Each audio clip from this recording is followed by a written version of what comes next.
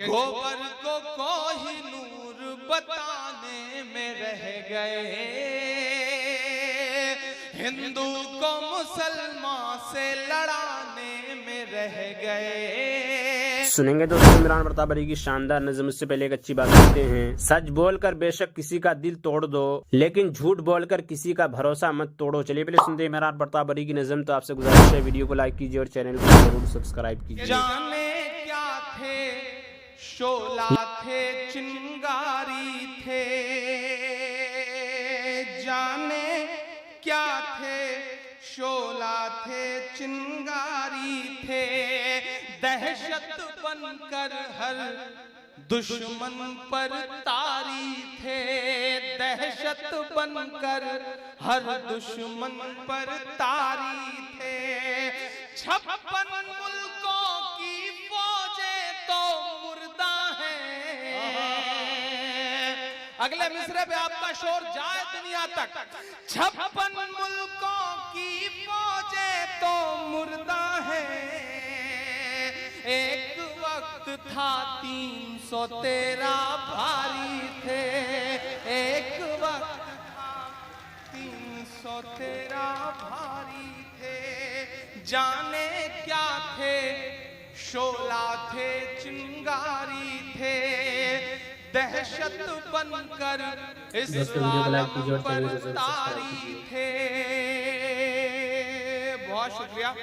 ادھر جو دوست ہیں میں ان سے گزارش کروں گا کہ اب تھوڑا سا آپ بھی چپ ہو جائیں، اب انتظام بنانے میں پوری رات آپ نے قربان کری ہے، اب سنیے تھوڑی دیر، کیونکہ اب جیسا بھی ہے جس ماحول کا بھی معاملہ ہے انشاءاللہ اسے بہتر بنا لیا جائے گا، کوشش کی جائے گی کہ آپ کو کچھ اچھا سنایا جا سکے۔ میں 4 مصرعے پڑھتا ہوں۔ موجودہ جو حالات ہیں ہمارے صوبے کے خاص طور سے جو کچھ فیصلے ہم سب کے سامنے آ رہے ہیں، میں 4 مصرعے پڑھتا ہوں، آپ پہنچ جائیں گے۔ کہ گوبر کو کوہی نور بتانے میں رہ گئے، اس دیش کی سب سے بڑی سیاسی جماعت کا بہت پڑھا لکھا پروکتا آن ریکارڈ چینل پہ کہتا ہے کہ ایک تھوڑی اتنے گوبر کی قیمت کوہی نور ہیرے سے زیادہ ہے۔ آن ریکارڈ کہتا ہے، میں نام نہیں لوں گا، نہیں آپ جان جائیں گے کہ میں سمبت مہاپاترا کی بات کر رہا ہوں۔ میں مصرعے پڑھتا ہوں، آپ پہنچے تو مجھے دعا دیجئے گا کہ گوبر کو کوہی نور بتانے میں رہ گئے،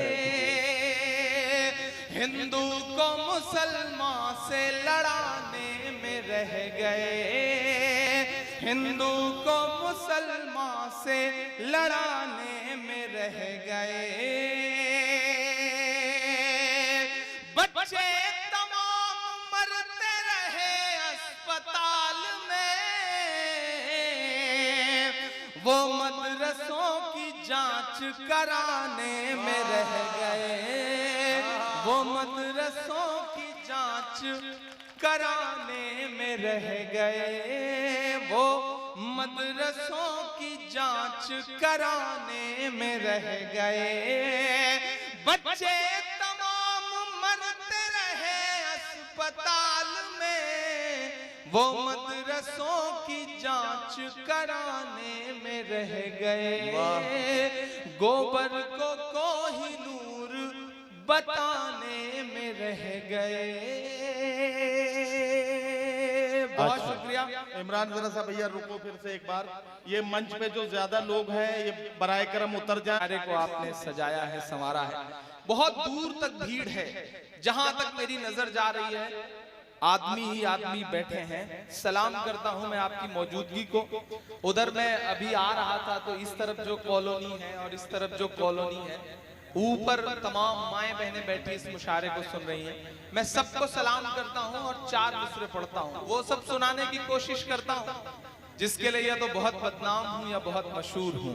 پڑھتا ہوں 4 مصرعے صاحب کہ دیش بھکتی کبھی نیائے پر، دیش بھکتی کبھی نیائے کے نام پر، دیش بیچا گیا چائے کے نام پر.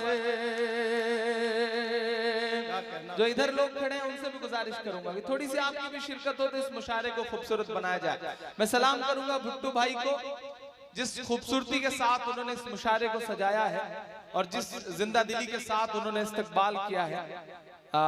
مجھے پتہ چلا ہے کہ وہ آنے والے وقت میں چیئرمینی کے امیدوار ہیں. ہم تمام شاعروں کی طرف سے انہیں بہت ساری دعائیں, اللہ کرے وہ کامیاب بھی ہوں. وہ کامیاب ہوں گے تو مشاعروں کا سلسلہ چلتا رہے گا. ایک شاعر انہیں بہت ساری دعا دیتا ہے. بھائی جان اب تھوڑی دیر آپ بھی بیٹھ جائیں. بھائی جان اب بیٹھ جائیں, جہاں ہیں جیسے ہیں بالکل خاموشی کے ساتھ بیٹھ جائیں. ایسے بیٹھ جائیں جیسے پچھلی والی سرکار بیٹھ گئی. تو تھوڑی دیر اب صرف مشاعرہ سنیں. دوستو عمران پرتاپ گڑھی کی نظم سننے کے بعد آپ اپنی رائے میں کیا کہنا چاہتے ہیں وہ نیچے کمنٹ باکس میں ضرور بتائیں. یہ نصیحت کے سیدھے سیدھے کلمات در حقیقت انصاف پسند طبیعت میں پورا اثر کرنے والے تھے, لیکن ازلی بدبخت ابو لہب نے کہا مارا اور یہ کہہ کر کہ لو ابو طالب تمہارا بھتیجا جو تم کو بیٹے سے زیادہ عزیز ہے تمہیں کہتا ہے کہ میری اطاعت کرو اور میرے تابع دار بن جاؤ. مذاق اڑانا شروع کیا. دوسرے لوگوں نے بھی اس کا ساتھ دیا اور یہ لوگ حق بات کا مخول مذاق بنانے لگے. یہ سما بھی عجیب سما ہے کہ جناب رسول اللہ صلی اللہ علیہ وسلم تعجب اور حیرت کی نظر سے ایک ایک کو تکتے تھے اور ادھر فرمائشی قہقہا اڑا رہا تھا. غرض وہ لوگ کھڑے ہو گئے, ابو طالب پر آوازیں کستے وہاں سے چلے اور ان حضرت صلی اللہ علیہ وسلم کی نازک طبیعت پر ملال و تقدر اور خاطر عاطر پاکیزہ دل پر عجیب انتقباز پیدا ہوا, یہاں تک کہ فصدع بما تؤمر سورہ حجرات آیت نمبر 94 کا نزول ہوا اور آپ کو علی الاعلان تبلیغ اسلام کا حکم ہوا. چنانچہ آپ تعمیل حکم خداوندی کے لیے فوراً کھڑے ہو گئے اور تمام اہل ملک اور اہل وطن قوم کی کھلم کھلا عذاب الہی سے ڈرانے کی غرض سے کوہ صفا پر جا چڑھے. عرب کا رواج تھا کہ جس وقت کوئی قومی یا ملکی مشکل پیش آتی تھی تو خیر خواہ قوم کسی اونچی جگہ پر چڑھ کر چیختا اور لوگوں کو بآواز بلند پکار کر ایک جا جمع کرتا اور جو کچھ کہنا ہوتا تھا کرتا تھا. جناب رسول اللہ صلی اللہ علیہ وسلم کا اس وقت کوہ صفا پر چڑھنا بھی عرب کے اسی عام دستور کے موافق تھا. چنانچہ آپ صلی اللہ علیہ وسلم نے اس کو چوٹی پر اے جماعت قریش, اے نبی فہر, اے بنی غالب, اے بنی عدلی کہہ کر عرب میں ہلچل ڈال دی اور آپ کی اس آواز پر تھوڑی ہی دیر میں سب چھوٹے بڑے کوہ صفا کے چاروں طرف آ جمع ہوئے. جس وقت آپ نے دیکھا کہ صفا پہاڑی کے نیچے کا میدان گھبراؤ ہوئی آنے والی مخلوق سے بھر گیا اور آنے والا ہر شخص پریشان کی صورت بنائے گویا بصورت حال دریافت کر رہا ہے کہ جلدی بتاؤ کیا مصیبت پیش آئی, تو آپ نے کمر ہمت باندھی اور محض اللہ تعالیٰ کے بھروسے پر کھڑے ہو کر اس طرح وعظ شروع کیا کہ اپنے باشندگان عرب اور اے سردار قریش, اگر میں تم سے کہوں کہ اس پہاڑ کی پشت پر اونچے اونچے پتھروں سے چھپا ہوا تمہارا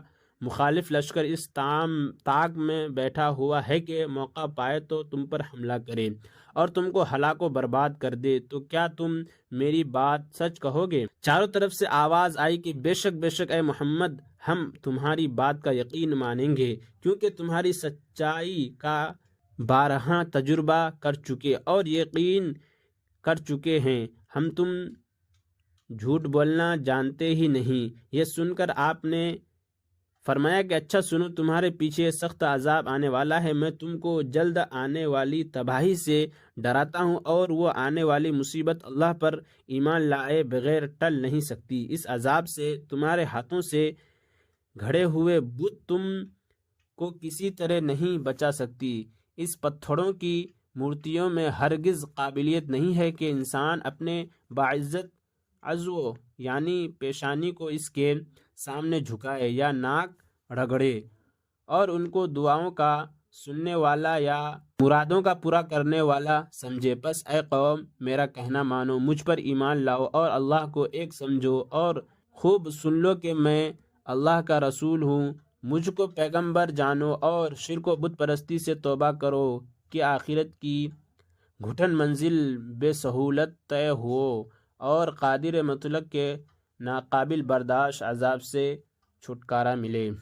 حاضرین یہ سن کر ہنس پڑے کہ کوئی ترش رو ہوا اور کسی نے قہقہا مارا۔ ابو لہب نے غصہ میں جواب دیا کہ یعنی اے محمد تم ہلاک ہو کیا، اسی لیے تم نے ہم کو بلایا تھا؟ یہ کہہ کر سب چلے گئے اور سیدنا محمد صلی اللہ علیہ وسلم تنے تنہا کھڑے رہ گئے۔ ابو لہب تھا تو حضرت کے رشتہ کا چچا، لیکن اس مذہبی مخالفین کے سبب آپ کا جانی دشمن ہو گیا تھا۔ اس کو رنگی اور سرداری نے اتنا انتہا درجہ کا مغرور اور تنگ مزاج بنا دیا تھا، اس کی سختی روز بروز بڑھتی جاتی تھی۔ اس کی عداوت کے یومن فیومن زیادہ ہونے کا سبب ایک یہ بھی تھا کہ اس کی بیوی ام جمیل سفیان کی بہن سیدنا محمد صلی اللہ علیہ وسلم کے خون کی پیاسی تھی۔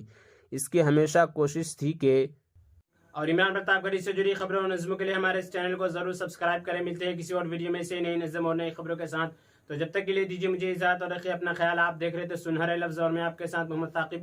السلام علیکم۔